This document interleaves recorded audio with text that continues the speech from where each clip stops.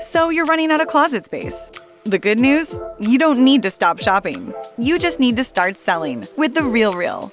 The RealReal is the world's largest and most trusted resource for authenticated luxury resale. Whether it's that mini bag that can't even fit your phone, or those boots you never fully broke in, The RealReal handles everything from photography and copywriting to shipping and pricing. So you can just sit back, get paid, and make room for things that actually feel like you. And with 10,000 plus new arrivals every single day from top designers like Prada, Celine, Louis Vuitton, and Loewe, all for up to 90% off retail, you're bound to find something perfectly on brand to fill that extra closet space with. Plus, right now, you can get an extra $100 to shop when you sell for the first time. Make room for what feels like you. Go to therealreal.com to start selling and get your extra $100 to keep shopping at therealreal.com. That's therealreal.com. Terms apply.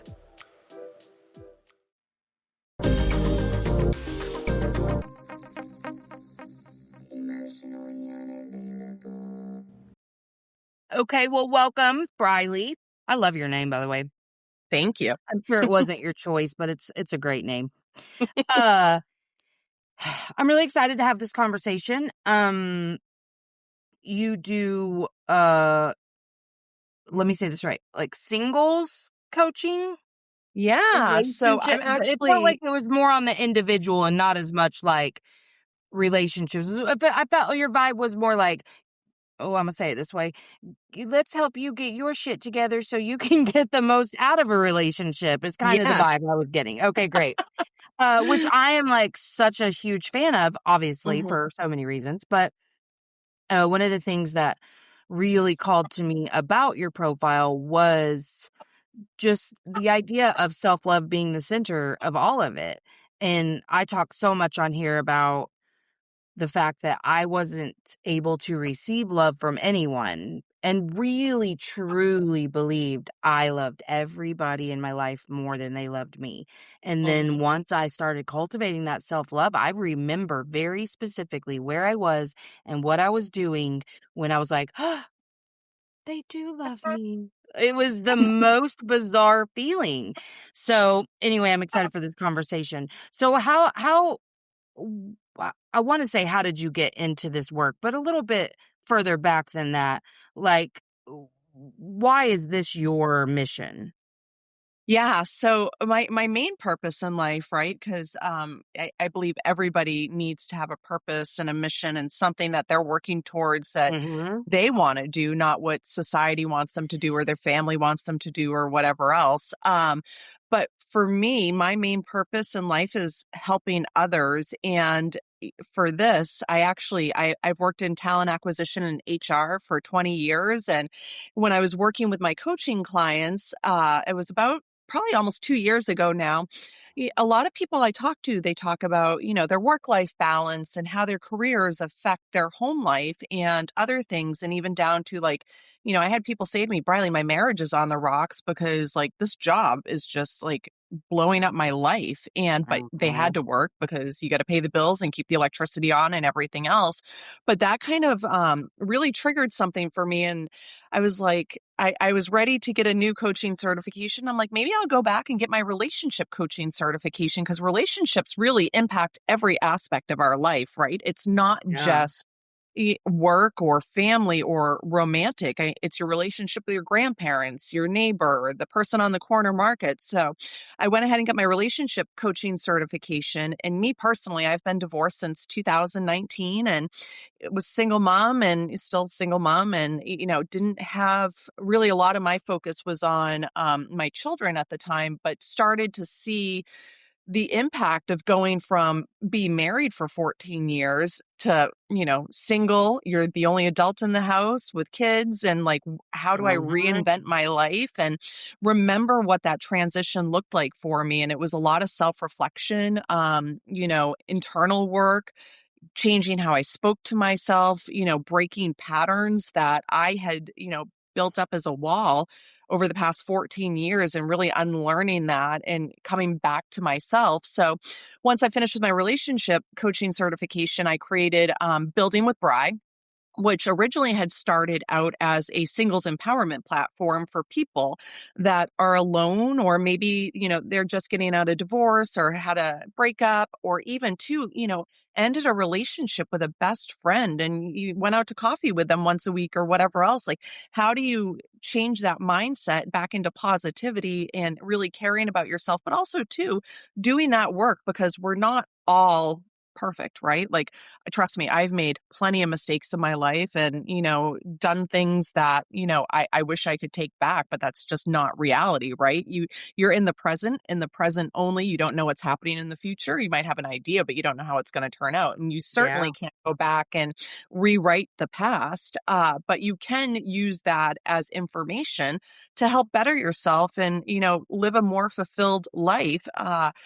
Alone, or getting yourself ready for your future partner or your next friendship or whatever that looks like. And then from there, I actually had a client reach out to me and go, Brylye, do you do matchmaking? I'm like, I don't, but that's right up my alley. I've been in recruitment for 20 years and I can find just about anybody. So absolutely, I'd love to take that on. And that's when I created Intentional Connections. So it's kind of like a one-stop shop. You get out of whatever that place is and you're single and you're learning how to love yourself again and, be fulfilled in life. But then also too, when you feel like you're ready for that next step, whatever that looks like, I'm there to support you along that way as well. So How fun. yeah, it's a lot of fun. So I hope it's okay to ask you this, but I was curious. What came up for me was, what were you able to identify as kind of a key block that you had in your relationships, or maybe even just like what was your pattern in relationships? Yeah. So for me, a lot of it really, and I truly believe that, a lot of the issues that we deal with as adults stem from unresolved things that happen from our childhood. Whether it's learning how to take constructive criticism, or even too, if you had trauma, or maybe you had an experience that really just shaped how you look at love or whatever it is, or maybe your parents weren't perfect humans, which, you know what, no one's perfect. So, Right. let's give them a little bit of grace as well, because we're all learning and children don't come with instruction manuals. That's for sure. At least I know my three didn't come out with one. Right. So, it's really just, understanding yourself and seeing what that looks like. But for me personally, when I really was able to sit in silence, right? Like after the kids went to bed, or even when they were at school and I'm alone, I was thinking to myself, why am I feeling this way? And a lot of the times, like for me personally, I'm an overgiver. Mm. And that's something that throughout my life, I didn't, my relationship with my mother growing up was really, it was definitely strenuous. She had some things going on in her life, and my dad was a single father.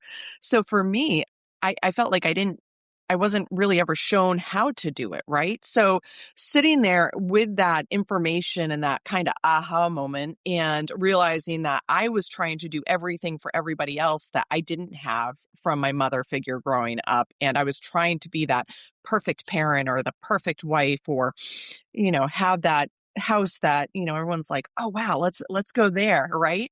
And at the end of the day, it did absolutely no favors for me whatsoever, because some days I'd wake up feeling like I was a failure and I had no idea what I was doing. But at the same time, I was going through the motions every single day and giving and not, you know, receiving things in return, and no fault, to anyone. It was just, we were all learning as we were growing through the relationship. We were married young, and, as life changes, people's, outlooks on things change, and no ill will by any means, but, it was a learning experience for all of us. And Yeah. so did that answer your question? Yeah, yeah. And I think like something that I had to come to for myself was like understanding that I was running around loving people in the way that I was desperate to be loved. Mm-hmm. So like yes, I wanted to provide this thing that I wasn't given, but I was still having some unspoken expectations of like, and now it's my turn. Like, you next. You know what I mean? Yeah. And it was really hard to like understand that that's where all this like feelings of betrayal came from from my friends, from my spouse, like everyone, because I was like, hello, we signed a contract. When I did those things for you, there was an unspoken, because of course I wasn't going to communicate what my needs were, but an unspoken, like, you know, unbreakable contract that you're going to give that back. And I think it took a really long time to like see where to disrupt that pattern and like how to give to myself first without the expectation of somebody else meeting those needs. And do you feel like you see that a lot with singles? When you overgive, right, or you're leaving a relationship where you're pouring your heart and soul into it, that takes a lot of time, right? I go back Yeah. to think like trying to make the perfect dinner for everybody that Oh, everybody was going to like God. and researching Yes. this person Yes. wants this and but I know if I do this, so and so is not going to eat this. And just the mental capacity that you put into Yes. that for ensuring that, the homework's done or the grocery shopping's happened or everything's just taken care of and just being responsible for really all of it. Cause that was the relationship we had, essentially worked out was, he went to. This podcast is sponsored by Talkspace. Last year, I went through many different life changes. I needed to take a pause and examine how I was feeling in the inside to better show up for the ones who need me to be my best version of myself. When you're navigating life's changes, Talkspace can help. Talkspace is the #1 rated online therapy, bringing you professional support from licensed therapists and psychiatry providers that you can access anytime, anywhere. Living a busy life, navigating a long-distance relationship, becoming a first-step father, Talkspace made all of those journeys possible. I could speak with my therapist in the office. I could speak with my therapist in the comfort of my home. I was never alone. Talkspace works with most major insurers, and most insured members have a $0 copay. No insurance, no problem. Now get $80 off your first month with promo code SPACE80 when you go to Talkspace.com. Match with a licensed therapist today at Talkspace.com. Save $80 with code SPACE80 at Talkspace.com. Work and made cash flow and I worked, but it was definitely at a lesser capacity until my kids were a little bit older. And I took that back seat and really enjoyed my time doing it. And it was so much, I would never take that time back by any means. And I'm very thankful that I've had it. But the amount of time and effort that I spent into pouring myself into everybody else to make them happy, I wasn't necessarily taking care of myself. So going to the gym, I feel Right. guilty about that because, God forbid I wake up earlier and somebody else wakes up and I'm not there to get things ready in the morning or Mm-hmm. after work. Now I have to hire a sitter to watch the kids to go to the gym. So it was just a vicious cycle of all that time that you're pouring into it. And again, I would never change any of it. And I really enjoyed, that period of my life as well. But at the same time, too, it was exhausting mentally. Yes. And I felt like I was learning on the fly every day, which most moms are. At the end of the day, Right. learn from Right. whoever our role models are in our lives and whatever they did. And for me, it was just like I was just mentally exhausted. So it probably took me a good year, honestly, to really just kind of feel safe in my own skin and be like, it's okay to not do anything right now, or it's okay to walk away from that sink full of dishes and say, Yes. that's a tomorrow problem because I don't have the emotional bandwidth right now to do it right now. And that's okay. Yes. Well, and Like I my think house is going to catch on fire because the dishes are in the sink. I know. I used to hate when people be like, Hopefully. they'll still be there, when you're done. I'm like, I know that's the fucking problem. I don't want them to be there. Um, I think too, like, because I stayed at home for several years when my boys were little. And I mean, if I'm being really honest, I think, well, we live in a very transactional world. And I'm just gonna say it, like, Yeah. part of the patriarchy is if you're not earning an income, then you have to justify not just you staying home, but your whole fucking existence. And Mhm. so then moms who entered into this field of like, I just want to be the primary caregiver because I'm paranoid or whatever the reasons are that you don't want to send a little one off to other people, Not that, I mean, I did with my third, like I have no judgment about it. But if this is a choice that you want to make, I don't think that it should come to your own demise and at your full sacrifice. And I think that's what so much of stay-at-home mom is justifying your existence as a woman. And like, oh, so I remember even fucking mowing the lawn. And it wasn't like my ex-husband never said like, you stay at home, you mow the lawn. And in fact, I'm sure he'd be like, I would do that. But I was in full blown trying to prove to myself, but to everyone else, like that it was okay that I was making this choice. Like I didn't want to leave an infant with somebody I didn't know. So I made this choice. And also like that first one, he was so easy. I loved all of it. I was like, oh, okay, great. It wasn't until the second one came along that I was like, this is so fucking hard. What are we doing? But yeah, so I think there's that. And I think women struggle with identity in very specific ways. Like I know that men do too. But I think because we really are taught implicitly and explicitly, you should at all times be able to do it all, no matter what. So like if you're entering any relationship with this force filled up of like, I'm hyper independent. Meanwhile, the thing I'm craving more than anything is support and love and nurturing and being held. Because that was where I came to at the end of like a mental health crisis and beginning to heal was like, I've been in this masculine energy for my entire life, and I have been fueled by spite. I no longer want to be fueled by that. I want to be fueled by love for myself.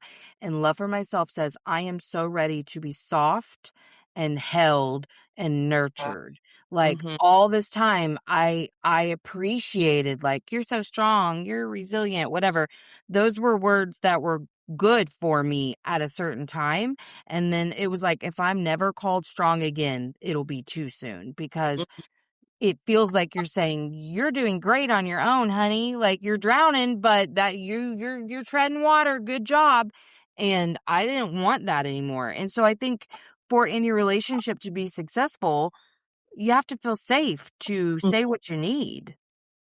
And that's so true. And I think back to when I had made the decision to stay home with my children, it was after my third daughter was born, and childcare was absolutely obscene at the time. And that was 17 years ago. Can't even imagine what's happening today and what families are going through in that position. And for me, I was running an operations department and working 60 to 70 hours a week with two kids. And going from that, though, to being a stay-at-home parent on top of just giving birth, there's just so many, major life changes you have in that moment as a mother, as a partner, as a wife, as a friend, as an employee. And I really in society, people don't give enough credit to women that are going through those challenges in that time. It's just expected. And yes, we have maternity leaves and things along those lines. But I remember even within that first 6 weeks when I had my third child, I still had to do the dishes. I still had to cook for everybody. And I was mentally exhausted and actually got really sick after the hospital. So I was ill and time helped as much as he could. But at the end of the day, you're one person trying to carry this heavy, heavy load.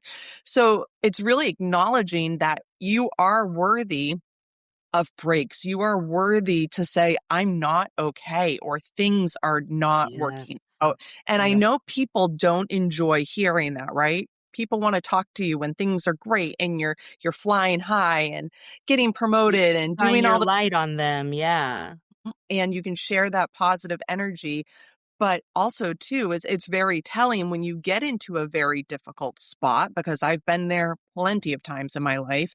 And when you go to reach out to those individuals who you think are your, confidants, close friends, or role models or peers, and they don't always know how to handle it or, support you through that, or they feel like it's too much to take on because of something they're going on.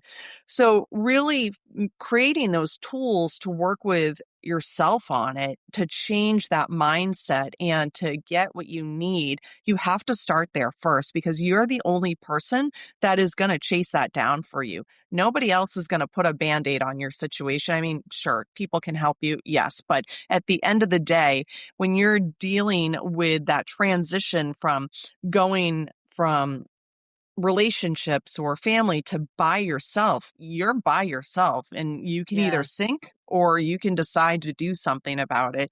And everybody, there's certain things that happen in life, maybe that transition that for you and help you make that decision. But at the end of the day, we all come into this world, right, with ourselves, and we all leave with just ourselves. And I say that to people even in career coaching, when people are trying to put a monetary value or a title onto them. And at the end of the day, we all came in naked, right? And here we are as babies and infants, and we're all going out with nothing. And, Yeah. you got to make use of the time that you have here while you're doing it. And you can't just wait hoping that somebody's going to solve your problems for you. Yeah. Well, and I think too, just to reiterate, like you have to know what the problem is and what help you need, because I think oftentimes we get so frustrated and dismayed by the people in our lives for not supporting us when Mm-hmm. they don't have a single clue how to. And it's not necessarily their responsibility to, it's your responsibility to know what you need and to ask for it. And Mm-hmm. that's in all of your relationships, not just intimate ones, but that's been a really big struggle for me, is to even identify what it is I need, let alone ask for it. I hate asking for help. I don't like being vulnerable. Like, those are the things that I work on all day, every day. But even like the other day, I was using Chat GPT because so we just lost a child last month to Oh, an sorry to hear. accidental overdose. And it's been really strange, obviously, but I was like thinking, okay, so it's my responsibility to ask for what I need, but I don't fucking know what I need, because I don't need to, like, I don't feel this need to like rehash over and over, like, because I have my family for that. Like, we Mhm. talk about him and the situation every day. So I don't necessarily need my friends for that. I did at first. Like, I wanted to talk about it as much as possible. But like now, I think they're afraid that I want to talk about it all the time. I don't, but I also didn't know what I needed. So I was like, what do I need, ChatGPT? And it gave great suggestions. Like, if I'm just needing joy, like, can we go do something fun together? I'm having a heavy day, but I don't want to talk about it. Can we go on a walk together? Can we do this together? Like, asking these specific things. And that also, by like us learning what we need and how to ask for it, that is how like we teach other people how to do that. And they Mhm. go, oh, now I know, like, that was it wasn't as heavy as I thought it was going to be, because people really get so afraid that you're going to just like trauma dump all your shit on them. And so they're like, oh, I can't handle that. But they can handle going to coffee with their friend, and people don't know how like meaningful things like that are. So I really think in any transition, we get so afraid that we're gonna have to get down in the muck with someone, and it doesn't have to be that serious. Like, you can take a friend to coffee, you can take coffee to your friend, you can pick up a load of laundry and drop it off. Like, there's so many different things, but we're all so afraid to ask for the help that none of us have learned most of this, because Yeah. we're not accustomed to really showing up in community with people. And I think that is a real hindrance in all relationships, but even your intimate ones. Because if you don't know how to identify what you need, and you're expecting your partner to just like know that inherently, well, who the hell did they learn it from? Nobody. We've all been little self-sacrificing individuals, Mhm. thinking that we're doing the right thing by overgiving. Like, that's Yeah. almost everyone I know. And really being a good friend or partner or even family member, if you know somebody's going through a challenging time, like, you're right, you don't necessarily have to fix everything for them, but be a sounding board for them, and just asking them specifically, what do you need? And let them know it's okay if you don't know what you need right now, but I'm Uh-huh. here. So I've had situations with really good friends and going through things, and I didn't necessarily know how to support them, or I did in that moment, but they weren't ready to hear that yet. Yeah, yeah. So you have to be able to put that lens on to say, okay, I know how to help them, but they're not ready for it yet. And it's going to maybe backfire even going that route. So really being emotionally in tune with what they're going through, and also thinking before you just open up to give suggestions to people, because you might absolutely, really send them into a tailspin or something else if they're not in a good state of mind. And sometimes it's as simple as a hug, or even just, you know what, I need somebody to just sit with me and watch TV so I'm not alone. Yeah. Yeah. That's and it doesn't have to be some fancy dinner or, some psychological project or emotional vomit. Yeah. Call it, you Yeah. trauma dumping. I call it emotional vomiting. Yeah. um, Well, but I think that people really do feel like that they are supposed to show up in that capacity, like a therapist. And I'm like, honey, there isn't shit you can say anyway. Like, there's nothing you can say to me that's going to make me feel better, but being around really helps, you know? Mhm, So, like, but I can remember I can't even be mad at people because I remember being in this exact scenario, like, well, I got a couple of things in my arsenal and that's all I know how to do. Thankfully, they ended up being helpful, but like, shit, I worked in grief for years, so like I knew a little about, but you can't really imagine this unless it's your own experience. But I knew a couple of things from hearing people talk, so I was like, yeah, okay, let me do these things. But like, I'm not having these great expectations for people. mhm, But I also knew I'm not feeling like my needs are being met, but I don't even know what those are. So mhm, I feel like that's a part of that cultivating self-love is to know yourself well enough, like to say like, this is what makes me feel held by others. And it's not the same for all of us. Some people don't want presence. They mhm, want you to leave them the fuck alone. So okay, but it's important that you say that, because how mhm, many times have they been reached out to and then they're resentful because people are reaching out to them when they just want to be left alone for a little while, like, you mhm, have to know what you need on this earth. mhm, People cannot just like inherently know, because mhm, nobody's been taught how to meet their own needs first. mhm. That's so true. And it's okay not to have solutions too. Like, and Yes. we all are so used to instant gratification right now, right? Like, if Hmm. I really wanted Chick-fil-A or some other, takeout, or even if I wanted sushi, I could probably hop on my phone and DoorDash it and it'd be here in 20 minutes. Yes. There Yes. is no patience, or I don't want to say there's no patience, but there's no waiting, or like, we're all looking for an instant solution Uh-huh. times. You're not going to find the solution just sitting with your thoughts or meditating. Like, sometimes it takes time to even process what you need. So for me, when I'm trying to get centered, and what I tell my clients is, sit with yourself in silence and just feel it. Like, what is the first thoughts that are coming to your mind? Because you know yourself the best at the end of the day, Mhm. right? You talk to yourself more than you'll speak to anybody in your entire lifetime. And nobody else is getting in between those 2 ears talking all day long except for you. So you have to really, like, be aware of what you're saying to yourself, change the dialogue, and it's practice. Like, there's Yes. a lot of great things that we can do to support us when we're going through challenging times.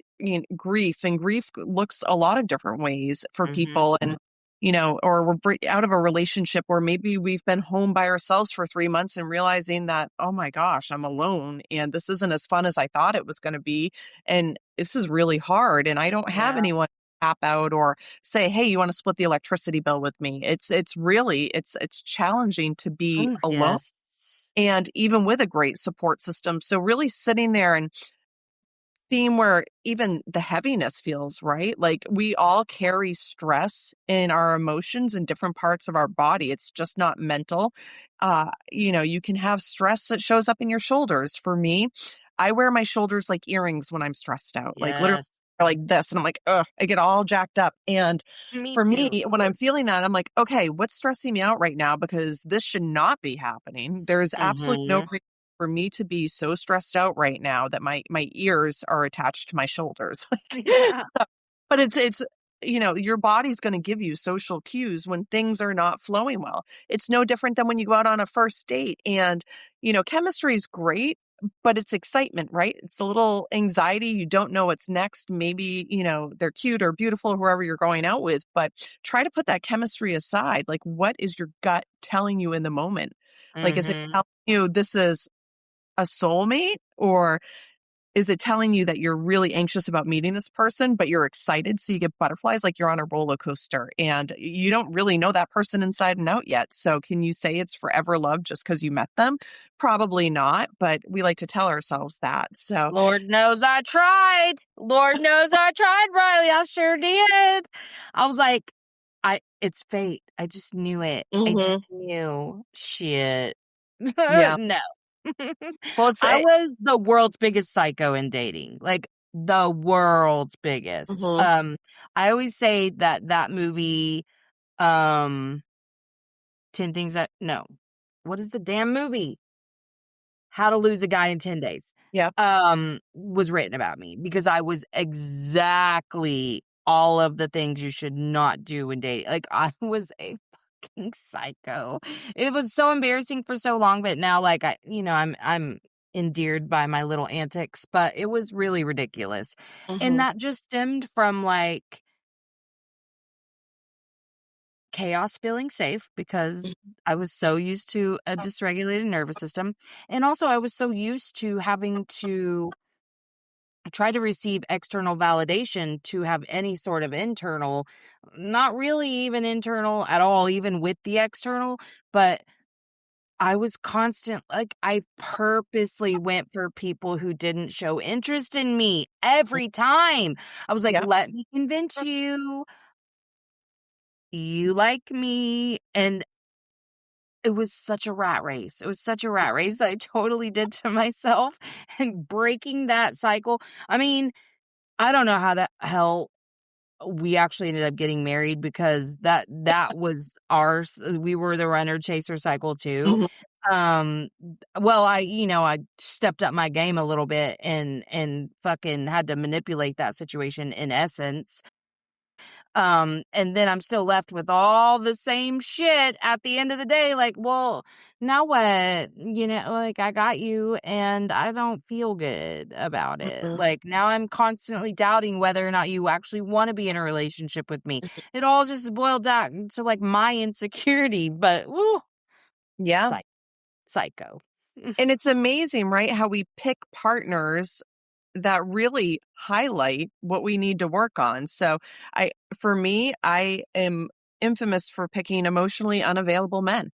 Mhm. And Me I know too. that about myself and I'm very aware of it. And as I've grown and gone through this process of divorce and living by myself, it's something that, I didn't necessarily pick up on when I first got divorced. I thought I was ready for a relationship and everything. Mhm. And no, I was so far from it. I had no business dating at that point in time because I hadn't done the work yet. Yes, was I in therapy and, talking to my therapist once a week and going to the gym, and even to the point that I was so in my own head that I decided to do a sprint triathlon. Now, mind Of you, course you my did.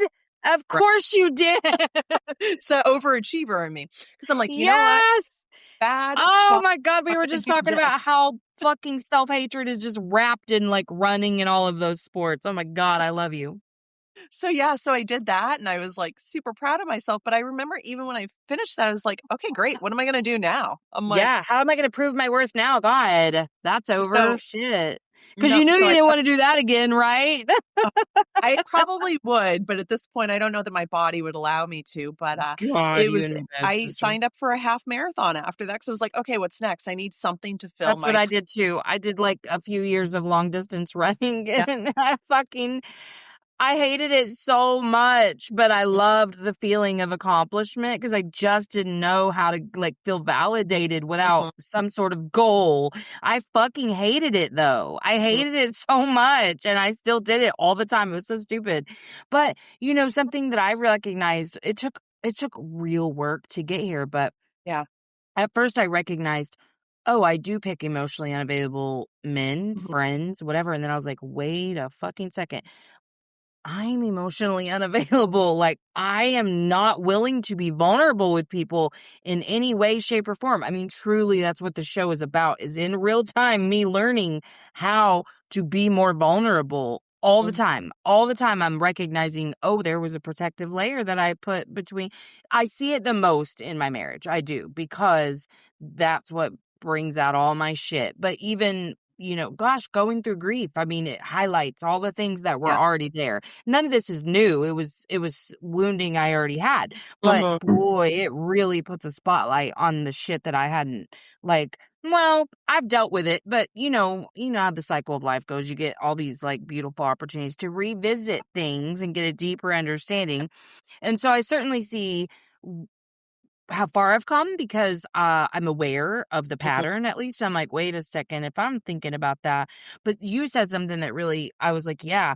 When I was first learning how to like stop overthinking, the only way I would realize that I was overthinking was my shoulders. Like, if I was like, dang, that really hurts, what's going on? I'd be like, oh, I'm really tense. Why am I really tense? Oh, I was overthinking. Because, I mean, I would be up in my head fighting with someone, pissed at someone all the time. I was Mhm. such a perpetual victim in my story. But, I had to be like, "Oh, okay, I was overthinking. What was I thinking about? What?" But it was literally just cluing into the fact that my neck, shoulders, and back was hurting so bad that Mhm. I must have been doing something to cause that. And of course I was, but that's how much we kind of just like live on autopilot without Mhm. even having an awareness of what we're doing and why we're doing it. Yeah, and even too, another thing you said something else that also kind of made something pop up for me as well, is we mirror sometimes the people that are coming into our lives and what we need to work on. Uh-huh. And even down to, maybe first dates, like maybe you are only, matching with men that are emotionally unavailable because you inside are not still ready to be picked and you still have work to, Right.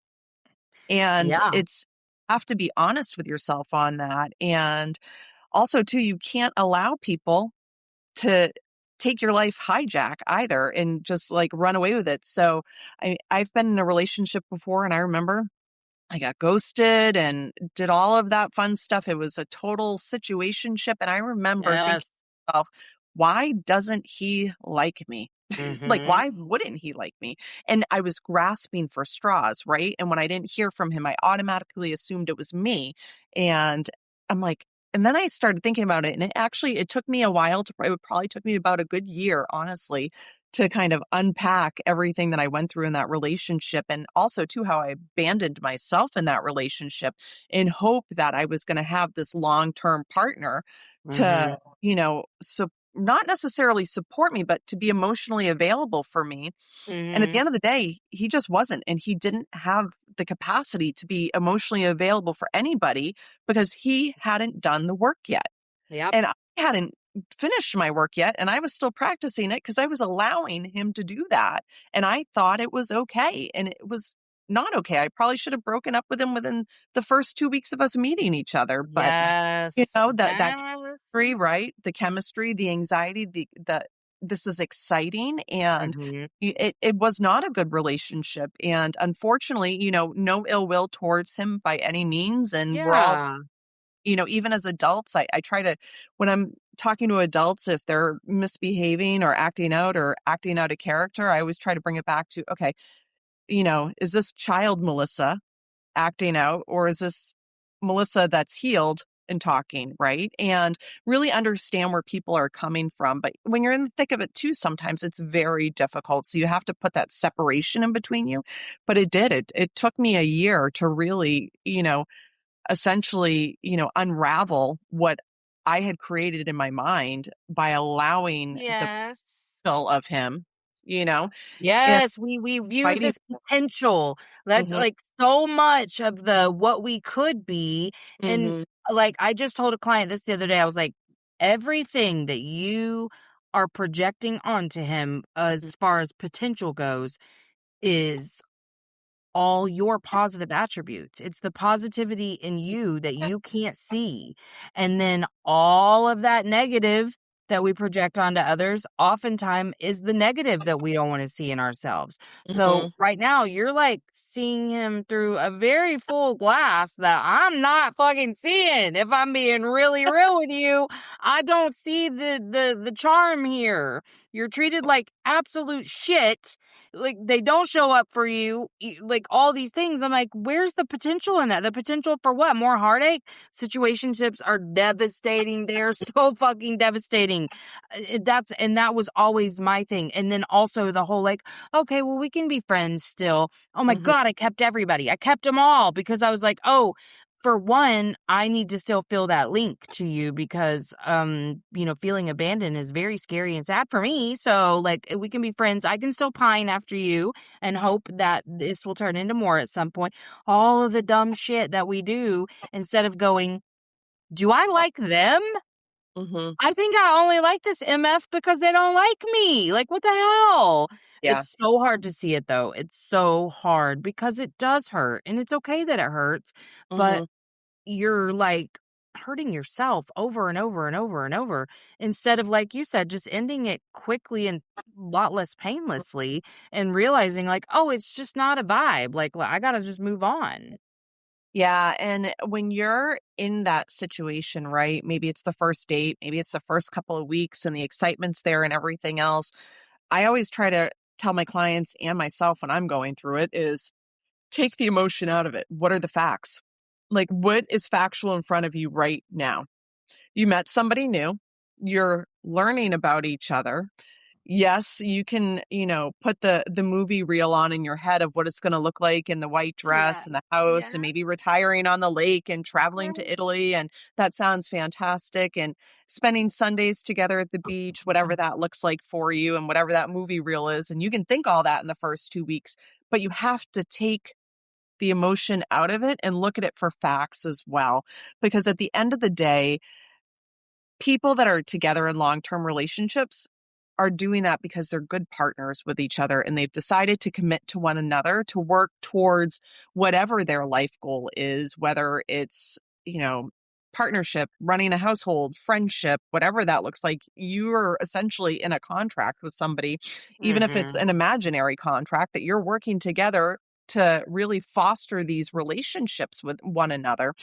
Right. And you have to recognize the people who are in your life that are not giving that back to you in return, not, watering those same flowers and the same relationships, and how much are they putting into that? And that is one thing in my adult life, what I realized, because I wanted to be something for everybody and wanted people to like me and wanted to be the person to go to and whatever that looked like, throughout my 20s and 30s and, really was my 40s that I was kind of like, okay, we need to take this mask off. Like, what is this? What's really happening right now? And why am I feeling this way? Why do these things keep happening to me? And really looking at yourself in the mirror and unpacking what that looks like and just getting clear with yourself. But it's so easy to put these expectations on people. But if the person that you're interacting with doesn't have the same expectations or really are not aligned with working with you, it's not going to work out in the long run. And you'll start to see those people slowly disappear from your life. And you can still hold space for them and love them and celebrate the times you had with them.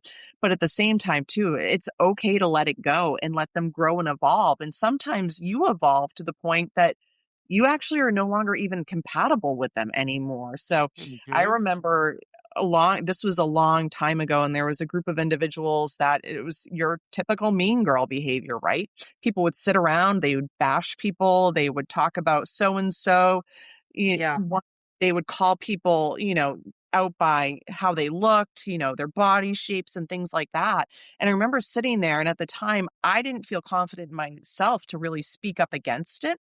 And it was like, oh, if I say something, then they're going to be mad at me, and then they're going to be talking when I'm not here, which they were probably doing anyways. I'm sure they were. Yeah.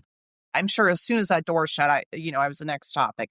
But at the you allow that toxicity into your life. But if I was sitting there with that same group of people, and now this was 20 years ago, I remember these conversations. If I was sitting with them now, I wouldn't have even been able to tolerate the conversation because I've been like, ick, get this toxic energy off of me. Yes.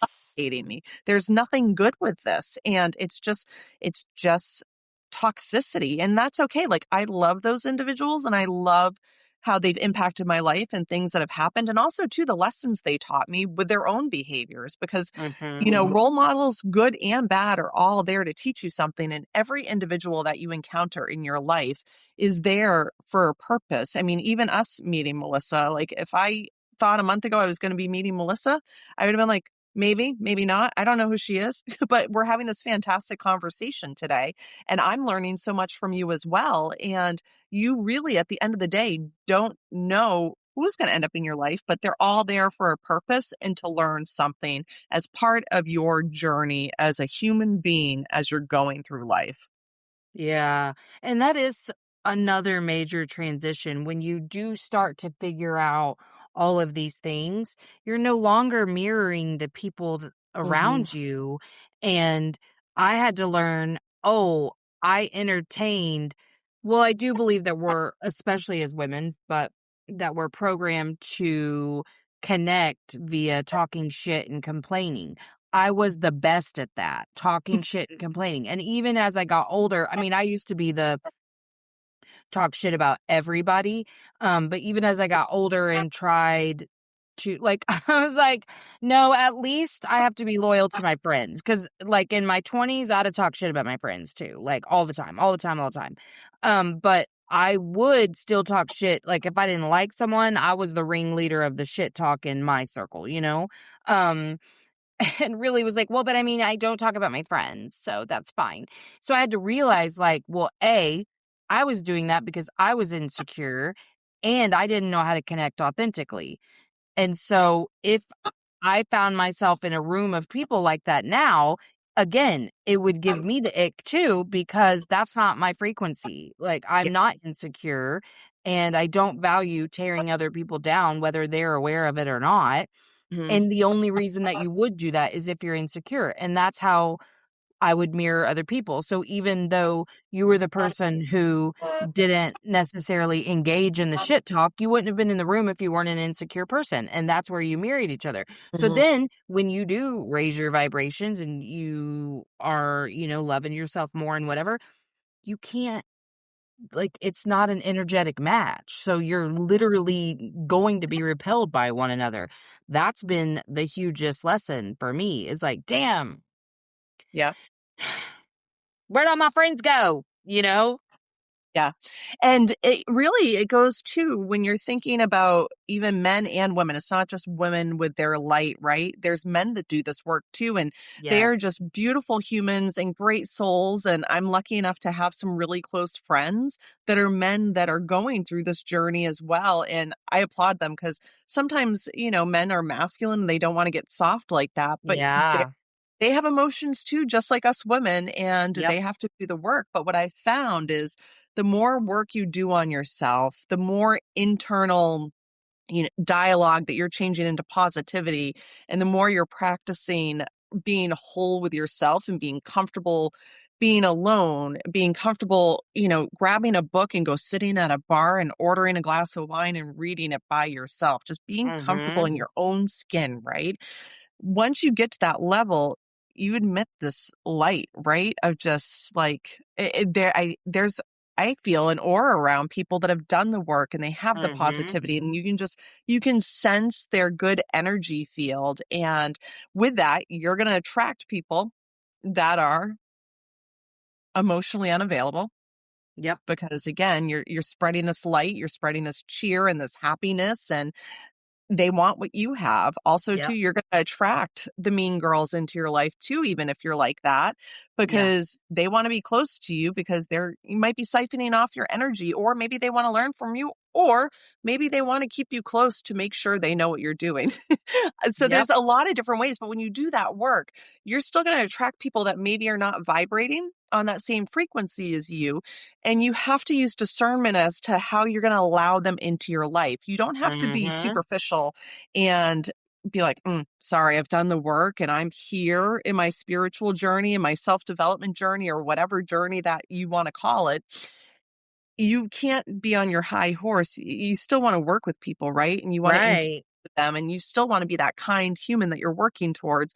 But you also have to use discernment. Not everybody is there for your best, intentions, I guess you could say, Yeah. or they maybe don't want the best for you and they're just there to make sure they know what's going on. And so it's really understanding who you're around, but also too, that's in the dating scene, when you're doing that internal work, you're not going to be attracted to those people that are ghosting or situationships anymore. So you Right. may not be matching with individuals as much. You may not be getting, dates left and right because you don't resonate with these people anymore. And there's Right. nothing wrong with that. We're all at different stages of our journey and what we're learning. And 20 years ago, I was not who I am today. Even last year, I was not who I am today because it's a practice. It's a daily practice. And some days it's messy. Like I was telling this podcast I was on recently, we were having a whole conversation, and I'm really big on when you feel the feelings, don't squash them down. Like if you're ready to have an absolute breakdown, sit with that emotion and just let it flow as long as you can do it. You're not in the middle of your work day. We don't want Yeah. people melting down in the middle of work, but you sit with those emotions. So the other morning I woke up, and this was probably a couple weeks ago, and I was sitting in bed and I'm like, I feel so overwhelmed. I don't even know why I feel overwhelmed because I just woke up, but I just had the sense of like the world was crashing in on me. And I'm like, this Yeah. is like ick. I don't like this feeling. I'm like, I think I need to cry. And it's 7:30 in the morning. And I'm like, you know what? I'm going to cry. And I cried for a good 20 minutes and just got it out of my system. And then I was like, well, I think I'm done crying now. I don't have any more tears left and I need to rehydrate at this point. But I got out of bed and I was like, I felt so much better. Whatever that feeling was, it was out of my system. But I could have carried that doom and gloom with me all day when all I really needed to do was just have an emotional release for whatever reason. And Yeah. it's so important to just process that and get it out of your system instead of burying those feelings. Just take them head on. Like, what is this? And how do I, navigate this today? And maybe it's sitting with it. Maybe you don't resolve it, but you have to Yeah. acknowledge how you're feeling. And the more you push it down, the more internal it's going to get, the more you're going to have self-doubt, the more you're going to be talking to yourself that you're not enough, that you're not Mhm. this, you're not that. I love to tell this story, but it's facts. When I was younger, somebody told me that I was ugly and I photographed Mhm. horribly. And at the Ugh. and at the time I was, I think What? maybe 10 or I was like, preteens, that weird girl Oh, era when you're kind of like you're coming out yeah. of childhood and you're going into puberty and all that fun stuff. Yeah. But I internalized that forever until this was about probably 5 years ago that I'm like, I am gorgeous. And you know what? I love who I am as a person. And I'm sorry if this individual did not think that I photograph well, but I'm not as bad as they made it out to be. And since I was in my first, entry into double digits, here I am thinking I'm ugly. And I carried that Yeah. for 30 years, right? And so with that, but I was projecting that I was ugly. I didn't want to be in photos. And even too, I giggle about it now, but I look back when I was pregnant with my kids and I don't have any photos from when I was pregnant with my kids because Yeah. not did I feel ugly, but I was big, right? Yes. And Yep. looking back on it now, I'm like, oh, I wish I had photos because they would have been fantastic. And I bet I was gorgeous and, all this other stuff. But with that negative self-talk that I personally used on myself, like how much of my life was I telling myself that I wasn't good enough or I wasn't pretty enough or I wasn't skinny enough?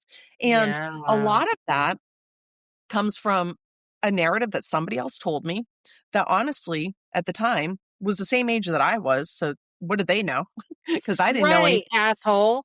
right? And so, but that was something I carried with me for almost 30 years and did not feel comfortable with it. And it really made me insecure and about what I was doing to the point that I remember I wouldn't even speak up unless I knew that I was right because I'm like, well, I'm ugly, but then also too, what if I say something and then they judge me because now I'm X, Y, and Z, right? So all of these false narratives that I have in my head that somebody else told me shaped a good chunk of my life. But it took me doing the internal work and saying, you know what? You're not. And even if you are, who cares? Because you're a beautiful human and you want to do good things and you want to help people and all of that. So it's how you talk to yourself and Yeah. the dialogue that you create is the facts in your head. So Absolutely. God, that's been a big lesson for me, was like, girl, that wasn't even you saying that. Like, you know, that was shit you learned from other people. Oh, I totally agree. yeah. Well, I have had such a good time with you. Will you tell us, and I'll put this in the show notes too, but Of I like course. you to have a chance to tell us where to find you. Yeah. So, again, I'm Brylye Collins. I'm a certified relationship coach, and I have two verticals of my business. One is Thriving Solo, which is the singles empowerment work that I do with people that are looking to, either come back home to themselves, or maybe you're recovering from a recent breakup, or maybe you're an empty nester, whatever that looks like, but it's really getting whole within yourself. And then the second piece of the business is Intentional Connections, where is my private modern matchmaking service where I take people off the apps and away from the algorithms into a very human process. So, and all of that you can find at buildingwithBrye, BRY.com.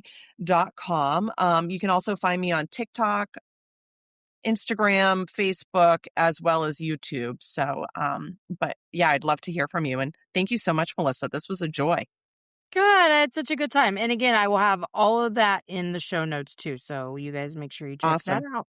Okay, I'm going to push stop if you'll hang out for 1 sec. Yep. Thanks for coming to Emotionally Unavailable. If you haven't already, like, subscribe, and share.